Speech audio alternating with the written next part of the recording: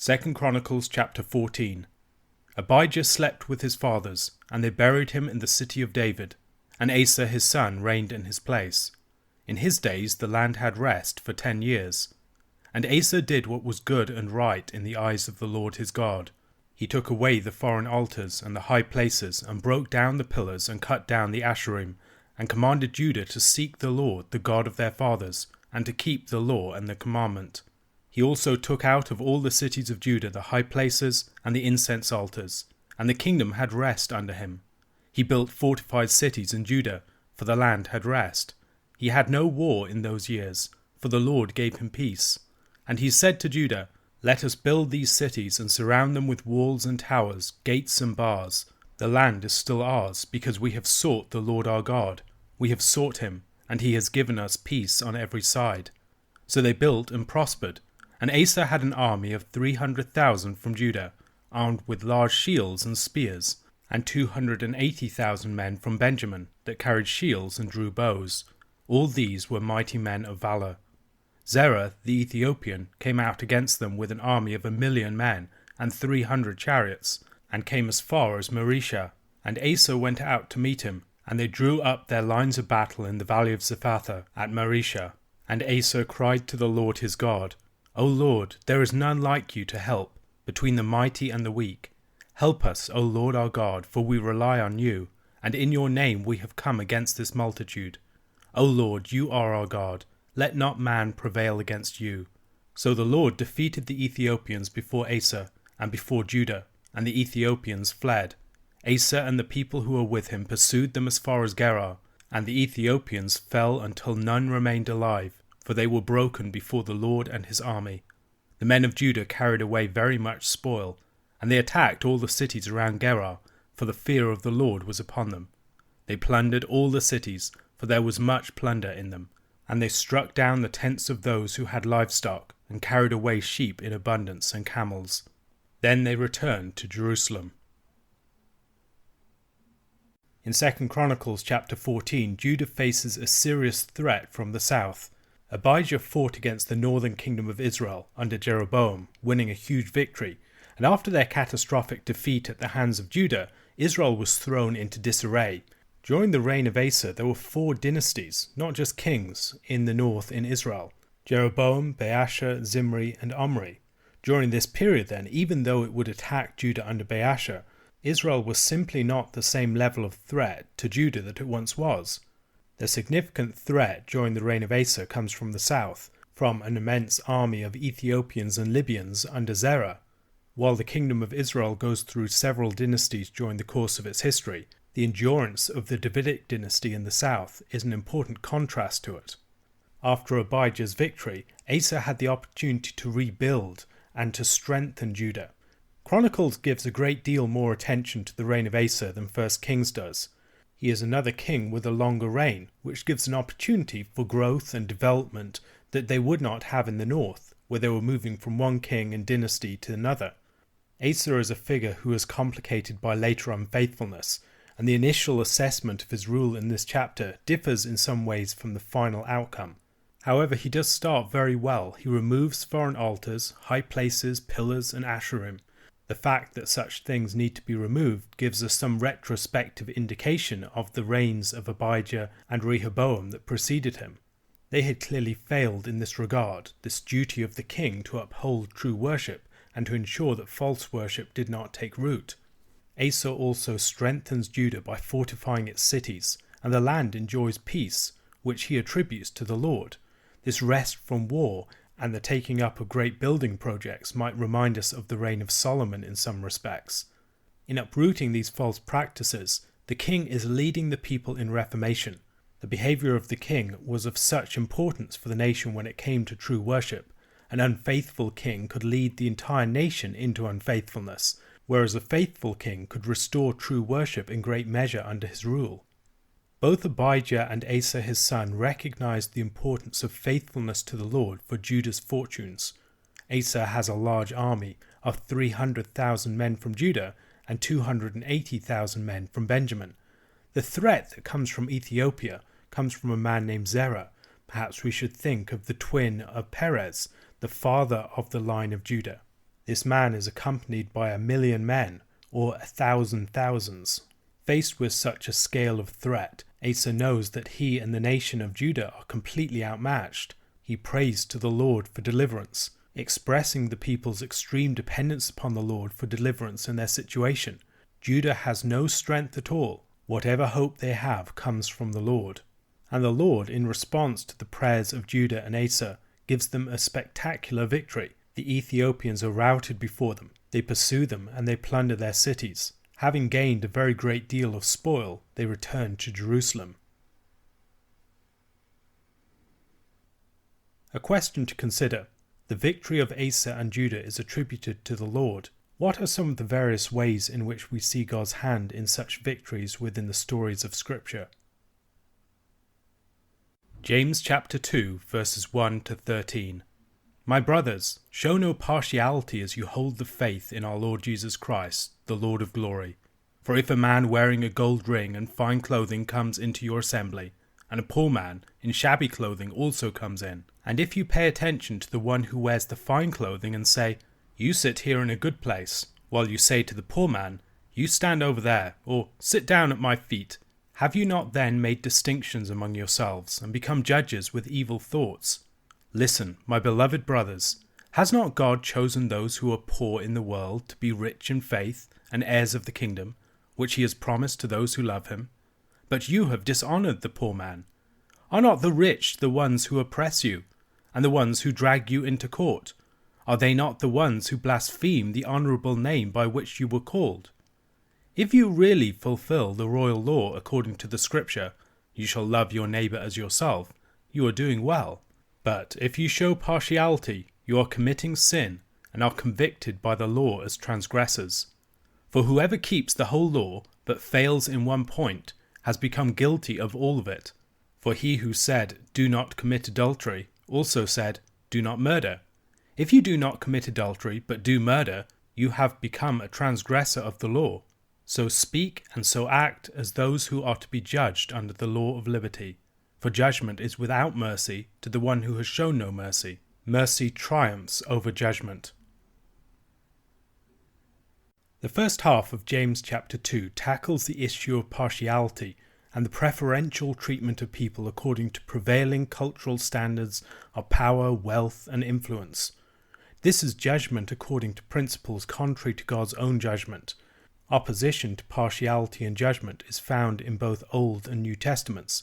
In Deuteronomy chapter 10 verses 17 to 18, for the Lord your God is God of gods and Lord of lords, the great, the mighty, and the awesome God, who is not partial and takes no bribe. He executes justice for the fatherless and the widow, and loves the sojourner, giving him food and clothing.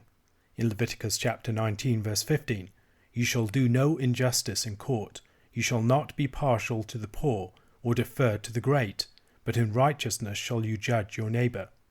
In Deuteronomy chapter 1 verse 17, you shall not be partial in judgment. You shall hear the small and the great alike. You shall not be intimidated by anyone, for the judgment is God's. The danger of such an attitude of partiality and favoritism in the church is immense. It directly undermines some of the central truths of the faith, and such favoritism can be displayed in the ways that different people are welcomed into a congregation. When people see the rich man, they see the possibility of a beneficial association for them. The poor man, by contrast, offers no such beneficial association.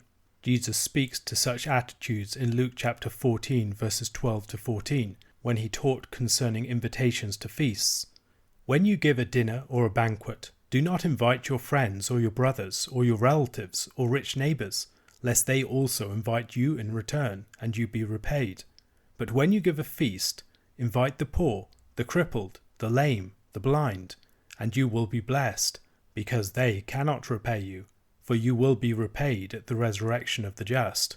Partiality to the rich over the poor compromises judgment and the truth of God in order to please men.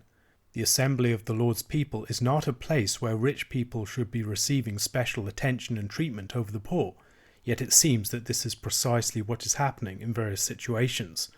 This is the faith of the Lord Jesus Christ, the Lord of glory. He should be the one exalted. Giving glory to other human beings in the presence of Christ is entirely inappropriate, And James makes his point by giving an illustration of the form that this can take. Two people walk into an assembly. The assembly is described here using the language of a synagogue, perhaps suggesting a gathering of Jewish Christians. The rich man is treated with great honor and respect. He is given special attention, whereas the poor man is dishonored, treated as an inconvenience and an embarrassment. Such different treatment of the visitors reveals the hearts of those showing such discrimination, and the hold that non-Christian values still have over them. They have become judges with evil thoughts. What James does here is recognize the deeper significance of what they are doing. They are exhibiting the fundamental forms of injustice that are condemned in judges within the Old Testament law. By speaking of them as judges with evil thoughts, perhaps he wants to alert them that they are held to a higher standard as the people of Christ. A task of judgment has been committed to them, and it is imperative that they fulfill it justly. Such standards of judgment are utterly opposed to God's own standards, as James now makes very clear.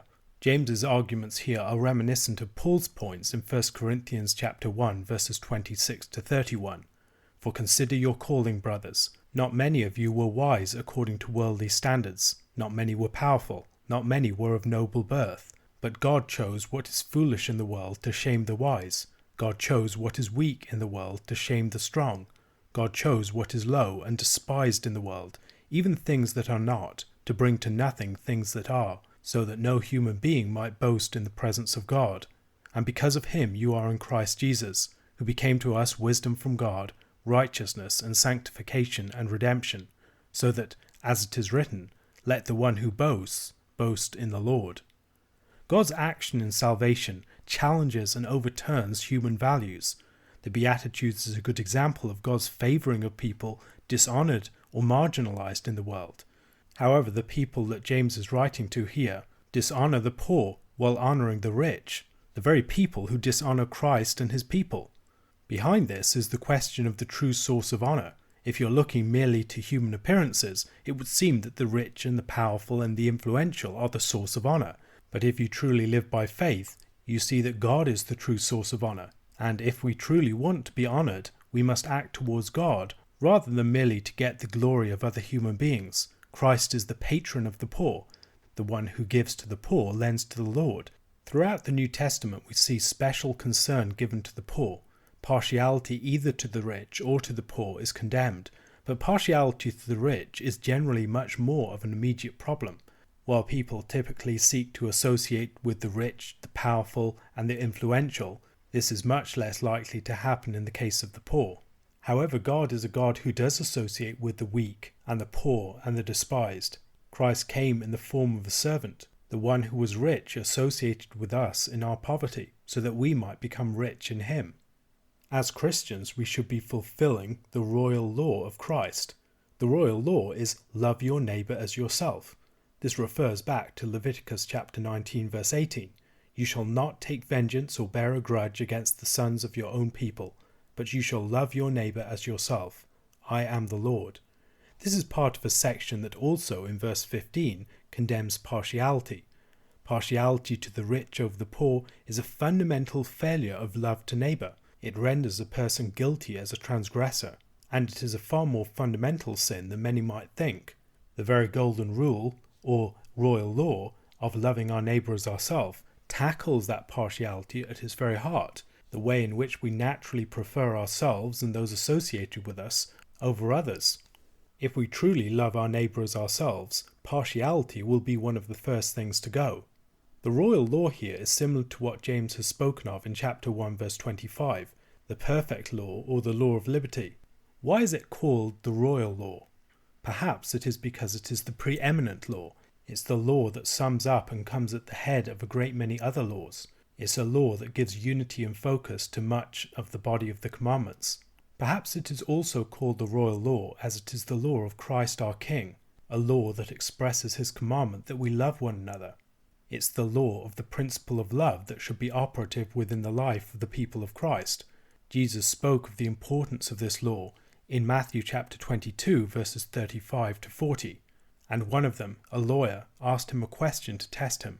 Teacher, which is the great commandment in the law? And he said to him, You shall love the Lord your God with all your heart, and with all your soul, and with all your mind. This is the great and first commandment, and a second is like it. You shall love your neighbour as yourself. On these two commandments depend all the law and the prophets. While God may not be an egalitarian, he has formed people in many different stations in life, given them different abilities and skills and powers that will lead to very different outcomes. There is a concern for a sort of equality throughout the whole of the scripture. This concern for equality is not about wealth per se. Inequality in possessions is not treated as an injustice as such. It is not necessarily a result of the fall or of sin that some people have more wealth than others, any more than some people being stronger, or more attractive, or more intelligent. However, God is very concerned about the dignity that should be accorded to every human being, a dignity that is recognized in their standing before the law, a dignity that is seen in such things as the protection of their lives, and a dignity that should be seen in society's honoring and protecting their part in its life. This is one of the places where we most see concern for the poor. The poor are those who are most commonly frozen out of society's life, not seen as having the same dignity as those who have wealth. It is very easy to overlook the humanity of the poor, to deny them face in society, to deny them agency and a standing and a part that is recognized and protected by their neighbors. God routinely speaks of himself as the patron of such persons, charging his people to be concerned for the stranger, for the widow, for the orphan, and for the person who is poor. Of all the people in the land, these are by far the most vulnerable. God also challenges his people to see themselves in the shoes of such persons. While we all like to associate with the rich, there's in the condition of the poor something that is truer to our condition as human beings relative to God. As we as Christians recognize our spiritual affinity with the poor, we should be a lot more concerned for their material conditions and a lot less awed by the rich. We can't pick and choose commandments. God's will for his people is indivisible. This is one of the things that Jesus highlights in his teaching. The law hangs together. One of the points of the royal law is that it sums up a larger body of the law. The entirety of the law ultimately comes from the one lawgiver, and our treatment of the law expresses our attitude towards that lawgiver. If we're accepting certain things and neglecting others, we're treating the laws as if they were isolated from each other and not ultimately related back to the one source. We will be judged under the law of liberty. Therefore, we must take care with our own judgments. We must measure with the measure that we would be measured by, and be wary of judgments that are according to standards that we would not be judged by. A question to consider. Why do you think that James so singles out this issue of partiality?